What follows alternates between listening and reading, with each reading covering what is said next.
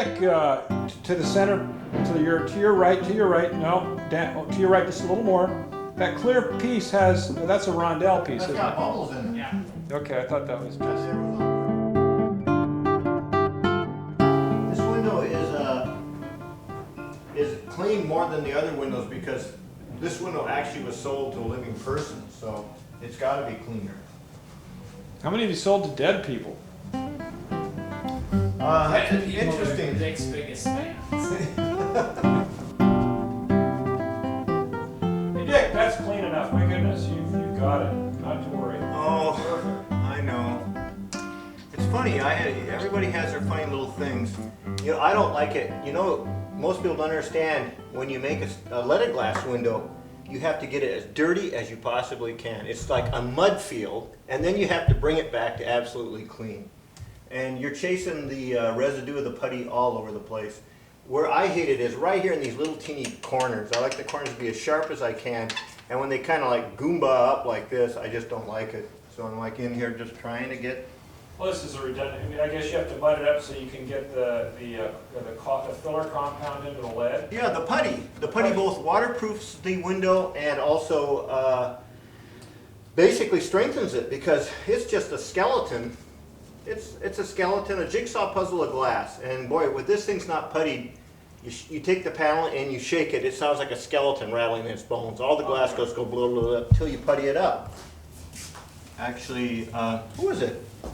I think it was Patrick Wrenchkins that said he doesn't really begin to feel the window has its soul until he sees it puttied. That's when it like moves together as one unit. It just, before that it's a bunch of disparate pieces, and once you once you puttied it, it does. It starts to feel like a single thing instead of like a whole bunch of different items all pushed together by the lead.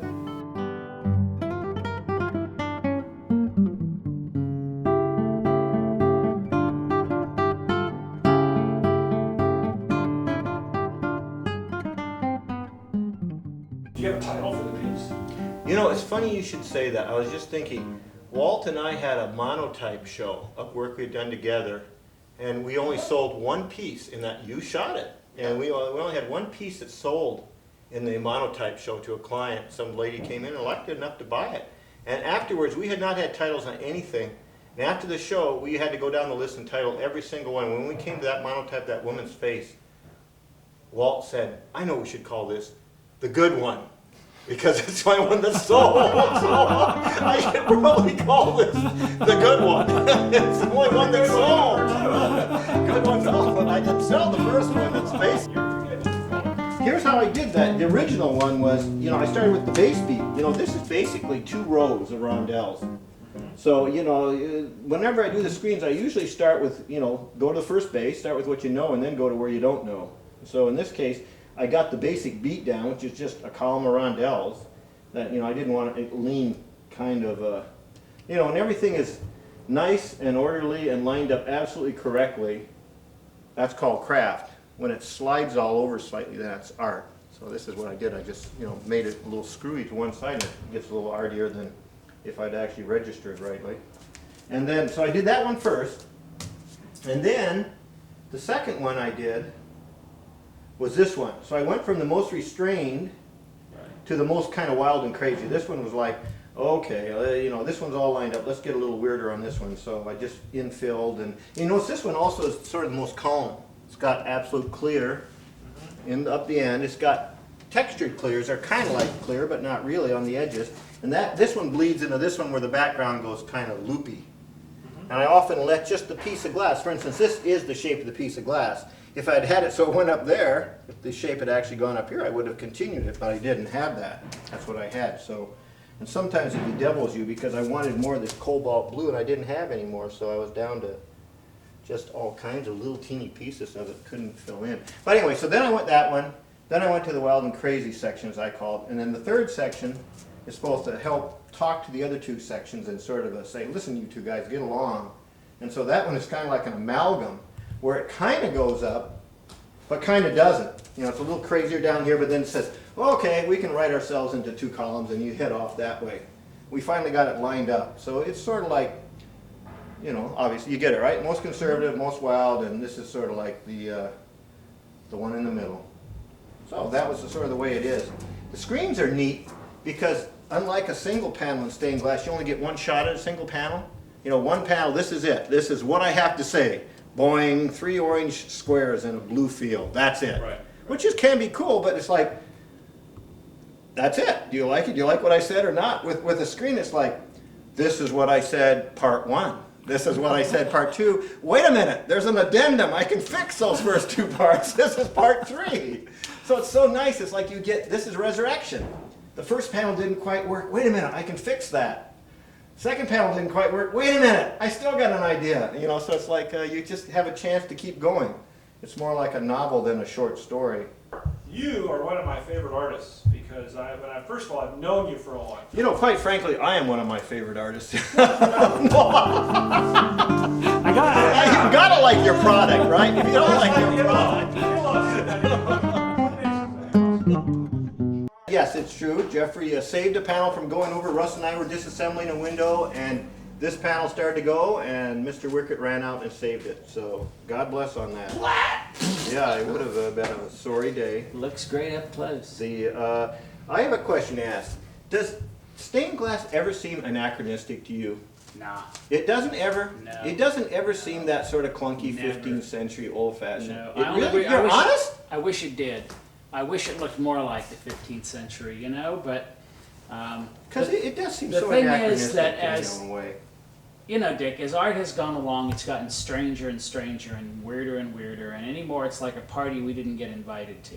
Yeah. You know? And so people go to the art gallery or they go to someone's home who's a collector and they look at the art there and they don't want to feel excluded, they want to feel included. And the thing about work that comes out of the material, as this does, I mean all art comes out of the material. The Or best certainly paintings tries are to. painterly, you know. Painters love to shove their goo around on their canvas, you know, and that's what they're doing.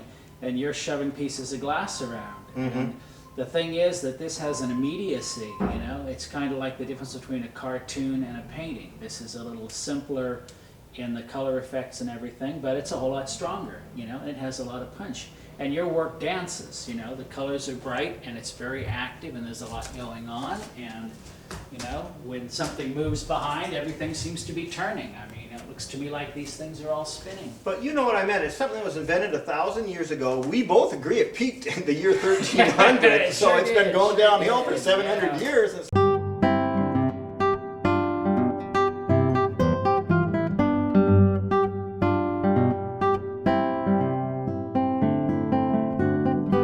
Just out of curiosity, where did these Roundels come from? From a woman I happen to know named Sonia Bloomdahl.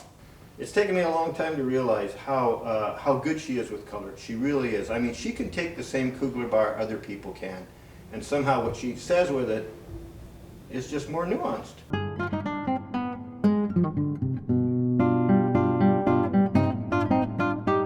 Dick, Uh-huh. it's looking sweet. You've been working hard there for what, 15, 20 minutes trying to clean it. Come on around and check it out from the front. Okay, hang on here. It just seems like these things can go on forever here. I know, at some point you just have to say we're going to do it. All right. And it's just, You think it'll photograph okay? oh, it's beautiful. Are you kidding?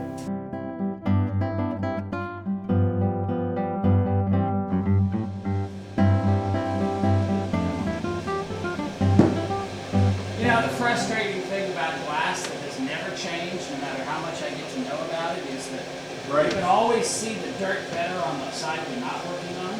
Yeah, isn't that a standard You're rule? cleaning it and you're going, well, this side is so clean and the other side looks like shit. So you go around to the other side and same And you say, thing. look at that. Where did all that schmuck? Oh my goodness, it's on the other side. I just cleaned it up. That's the truth.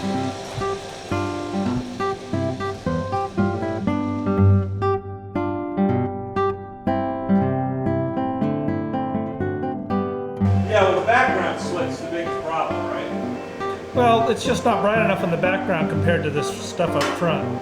Yeah, that kicks a lot more light around.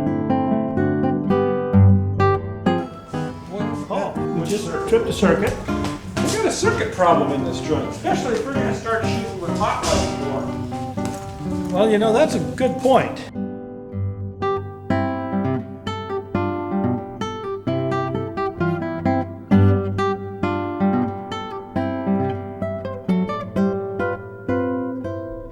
think I had a million ideas when I was younger. Well, it turned out I didn't have a million ideas. I'd have like one idea with 40,000 variations, basically, is all it was. But it was just basically one idea. It was usually very simple. I don't want to say stupid, I'd say a very simple idea that you then embellish, and the glass really helps you to embellish. And in this case, the reason I say this is, about 20 years ago, I've done stained glass since 1970. About 20 years ago, I started a series of like snakes. I used to do just straight geometrics, just straight lines, boom, boom, boom. I love geometrics. And finally, one time, I showed a bunch of my windows to somebody, and after a while, they just thoughtfully said, I showed them like 15 windows that were all geometric. I thought kind of neat looking, a big variety, and they said, boy, it must be hard to cut a curve in glass, isn't it? Because, of course, all I showed them was straight lines. I said, well, no, it's not hard to cut a curve in glass. And for whatever reason, that just kicked me into, okay, let's show them a curve. So a snake form sort of was something snakes have always scared me. So instead of a rectangle, I started doing snakes. So I did a series of what I call snake windows. You could see them as S's, you could see them as curlicues, whatever. They're stylized. In fact, most people might not even see it as a snake. But so what this is revisiting an idea I had 20 years ago, only now I'm into my fourth idea in 40 years. My fourth idea in 40 years is Roundels, these flat hand-blown glass discs that glass blowers make are called Roundels. And they have a tremendous life. They're all unique. They can be big or small, and I have a lot of glass blowing friends. So I had these hand-blown discs, flat discs made that I can put in my windows. And I thought, okay, that's my idea for this 10 years. What about, let's put them with a snake, okay? Duh, okay. We'll regurgitate an idea from 20 years ago and recycle it, and this time we're going to stick Roundels in it. So basically, layering one simple idea with another. So see, it might be hard to see, but there's a snake motif in each one of these windows that kind of snake their way down. Head of the snake, tail of the snake, and I just counterpointed these flat Roundels in there. And so that's what this basically is what I call a snake window, a 3-panel snake window with hand-blown glass in it. And I'm influenced by everything around me just like you are. And Dungeons and Dragons have gotten very popular, right, with swords and sort of little, I don't know, hand-blown axes that have little curlicue things that go what they call edge sculpture. So I used to be into triangles. After squares, I went into triangles. These are basically a degenerate triangle. This is, if you see it, it sort of was a triangle at one point. I thought, well, why not? Let's get a little more, let's morph it into something else that seems like edge weaponry. So basically, I've taken another pop culture deal here and made my triangles just wackier. So there you go, a snake, a triangle, both things from about 20, 30 years ago, and now my latest idea. If one idea is not enough, let's try two, and let's put some frosting on it if those two aren't enough right there. So that's what this is. And a couple of my friends, Janusz Pozniak and Dante Marioni, Dante gaffing, Janusz assisting, did these. And Dante actually doesn't like making Roundels. There's something about the roundness. He thinks they're funky. And so he doesn't like round stuff like that. And so, but he's very good at doing what you ask. And I said, I want oddball Roundels. Let's do it in clear so we can move fast. I don't want color. Let's just try a variety of odd tricks. And Dante's extremely smart about what glass can do when it's hot. So this is actually an example of a very early one where he just put little bits of glass on it, punched it in.